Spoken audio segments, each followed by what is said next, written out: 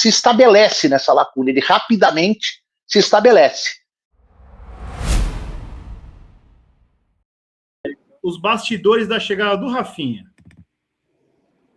Pô, eu peguei. Dessa chegada. Assim, foi no momento certo. O Rafinha tem uma ligação com o São Paulo, por mais que ele não tenha ficado tanto tempo como jogador, né, mas o suficiente para ganhar 2 títulos, né, os 2 últimos principais títulos do São Paulo, principalmente o da Copa do Brasil, que é gigante, mas uma relação de vida com o São Paulo, né? O Rafinha nunca negou, ele não sai por aí cantando no megafone, sou São Paulino, mas nunca negou que é São Paulino, né?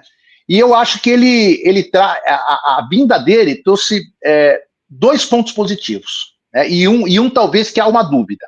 O que é uma dúvida é que é o primeira vez que ele exerce esse cargo. Normalmente no futebol a gente sempre começa por baixo para chegar nos maiores. Então você começa ali um cargo como o dele, você começa ali num time ou do interior, ou um time com uma camisa um pouquinho menos pesada que a do São Paulo, se aprimora, ali você pode errar, pode acertar, claro, vai ter a sua pressão, mas uma pressão bem menor do que um time como o São Paulo. Esse, para mim, assim, seria a única dúvida, o único ponto que podia ter uma interrogação. Pô, será que o São Paulo já é do tamanho do Rafinha para esse cargo novo na carreira dele? Mas aí vem os 2 positivos para mim. A inteligência e o relacionamento do Rafinha dentro e fora do São Paulo, a inteligência como um cara que é do futebol, como ex-jogador, e o relacionamento dele sempre muito bom, foi um cara gigante na carreira dele, né, ganhou todos quase títulos possíveis, imagináveis, principalmente na Alemanha, e ainda veio para o Brasil para ganhar títulos ainda com Flamengo, Grêmio e São Paulo. E o segundo ponto, que esse para mim é o fundamental, o vestiário do São Paulo, depois da saída do Belmonte, principalmente, ele ficou meio bagunçado, que os jogadores gostavam do Belmonte. Não vou falar que 100% dos jogadores gostavam do Belmonte, mas o Belmonte tinha assim, uma participação no vestiário, digamos assim, que termo que eu vou usar? Jogadores, se o Belmonte chegasse lá e falasse assim, gente, estamos ferrados, não vamos pagar esse mês, mas eu prometo que dia tal nós vamos pagar, os caras acreditavam. E normalmente se cumpria aquilo que era prometido por ele. Talvez alguma outra vez não tenha se cumprido por falta de dinheiro, mas normalmente. Então ele tinha esse bom relacionamento, uma certa, digamos, carta de confiança ali, né? Mas não é o cara que tem a linguagem dos jogadores. Ele é um dirigente, não jogou futebol. E ali dentro, cara, eu não tenho a linguagem, nós não temos. Ali dentro a linguagem do jogador, ela passa muito por um ex-jogador. E o Rafinha tem a linguagem, né? Tem a vivência, tem tipo aquilo, ele sabe o que ele pode antever alguns fatos que vão acontecer sentindo o vestiário. Fora isso, ele é amigo dos caras. É claro que os caras hoje têm ele aqui e o elenco está aqui, porque ele está acima na hierarquia.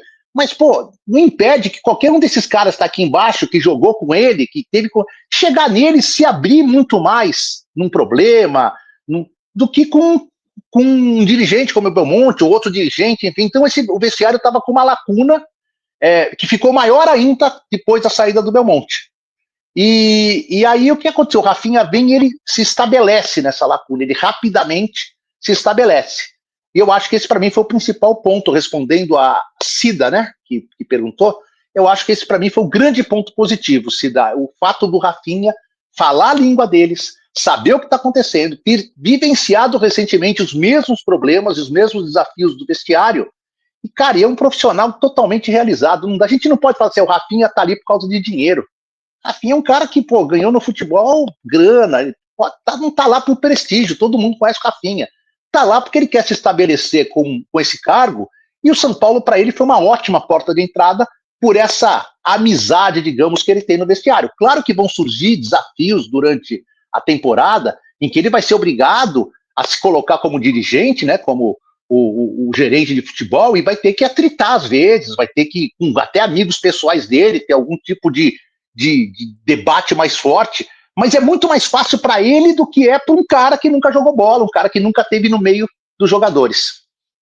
E aproveitando, Edu, comentando do Rafinha, até para a gente conseguir mapear como que é a função do Rafinha dentro do elenco. Então você comentou muito bem essa parte do Belmonte, que é a conexão direto com a diretoria, com esses assuntos mais sensíveis, principalmente de atraso de salário, mas eu queria ver contigo também se o Rafinha ele faz essa ponte também com a comissão técnica, porque, e aí tentando entender com você que acompanha o dia a dia do clube, do Crespo. Como que é a dinâmica dele ali quando as câmeras desligam? A dinâmica dele do auxiliar, ele é de dar aquele afago, aquele abraço no atleta, de conversar, ou ele é o cara que, não, vamos manter uma postura mais fria e talvez o Rafinha entre nesse ponto também, dessa conexão com o elenco? Quando as câmeras desligam, a gente é expulso do CT. Então a gente não tem mais a liberdade que tinha. A gente fica lá quinta, por exemplo, a gente ficou. Hoje é quinta, apresentação ontem do Cauli. A gente fez a apresentação, aí saímos da sala de imprensa, nos posicionaram na arquibancada do campo principal. Nós ficamos ali esperando uns 45, 50 minutos para começar o treino, porque a primeira parte do treino foi uma conversa do lado interno, né? E algum trabalho ali interno também no Refis. E eles vieram para campo, a gente viu 20 minutos de aquecimento. Agora, isso já tem se tornado uma constância, né? Diferentemente quando eu fiz a live que você acompanhou, a gente não tinha nada do São Paulo. Agora, nos últimos 4, 5 meses, né? Já ainda sob a gestão do Casares e o Macis resolveu manter também, a gente tem pelo menos um treino, uma partezinha aberta. É muito pouco, cara, de verdade.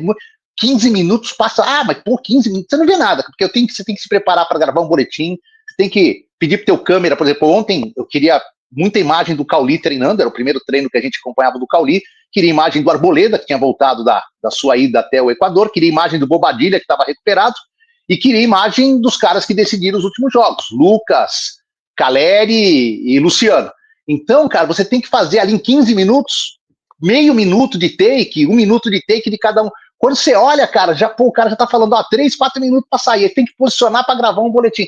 Então você não consegue acompanhar muito, mas em todos os treinos que eu fiz desde que o Rafinha chegou, que foram 3, se não me engano, o Rafinha tá sempre ali sentado no banco de reservas, batendo papo sempre com gente da comissão técnica, então ele tá bastante integrado, ele só não troca para treinar, né? Ele só não troca, porque acho que ele ainda tá até em condições, se quiser, de treinar, de poder participar ali, pelo menos do aquecimento. Esses dias mesmo, acho que foi ontem, ele chegou meio atrasado, os caras deram o mesmo corretivo que eles dão nos jogadores ali quando chega atrasado, que é um corredor polonês com tapa na cabeça, fizeram com ele. Então você vê como ele ainda não fariam isso com o Muricy, não fariam isso com o Belmonte, jamais, com o Rui Costa, né? Isso é entre eles. Então ele ainda faz parte ali acho que é o melhor exemplo é esse, né? Mas o Crespo, assim, o pouco que eu conheço do Crespo, da primeira passagem foi impossível, né? Porque a gente só viu o Crespo pela tela, a gente não tinha, era entrevista como a gente está fazendo aqui essa live, né? Primeira passagem dele pela pandemia, só teve uma entrevista em loco, que foi na vitória do Campeonato Paulista contra o Palmeiras, né? Essa foi a única entrevista em loco do Crespo. As outras todas foram virtuais. Agora a gente está tendo entrevistas em loco desde que ele chegou. Eu não sei se ele é o paizão, assim, tipo, talvez que é um técnico paizão. Tipo Dorival, acho que é um bom exemplo, não é um paizão. Mas, cara, ele é um cara muito experiente e eu percebo, assim, em pouco tempo que a gente fica no CT, que ele dá muita atenção ali dentro de campo aos jogadores, cara, a todos. A gente vê ele conversando muito, já peguei ele conversando com o Lucas, já peguei ele conversando com garotos, enfim, ele dá ali, ele tá sempre ao lado de algum jogador conversando. Acho que isso é importante, né? Pra mim, que tenho 50 e vou fazer 57 anos, o Crespo é, o cara que eu vi jogar é ídolo máximo no meio do futebol, né? Talvez uma parte da garotada que joga no São Paulo ainda não tenha muita noção do que esse cara fez em campo, que ele representou para a Argentina, o que ele representou no cenário do futebol brasileiro. E acho que o Rafinha vem meio para fazer essa intermediação mesmo, esses problemas que são muito mais pessoais, sabe? Às vezes um problema familiar, às vezes um problema de grana, às vezes um problema, sei lá, a gente vive tantos problemas na vida, o jogador é a mesma coisa, cara, eles vivem os mesmos problemas que a gente. Então acho que talvez o Rafinha faça exatamente isso aí, cara. Ao invés do cara ir lá abraçar o Crespo, não tem tanta intimidade, ele faz isso com o Rafinha leva esse problema à comissão técnica, a comissão fala, não, vamos dar um descanso, vamos dar uma ajuda, vamos fazer assim, vamos fazer assado. Eu imagino que isso. Porque ele não veio para ser o Muricy e ele não veio para ser o Belmonte, ele veio para esse cargo meio que novo. Eu acho que o último cara que teve esse cargo no São Paulo, os dois últimos foram o Lugano e o Ricardo Rocha. Acho que foram os últimos ex-jogadores que tiveram assim, um cargo dessa confiança dentro do vestiário.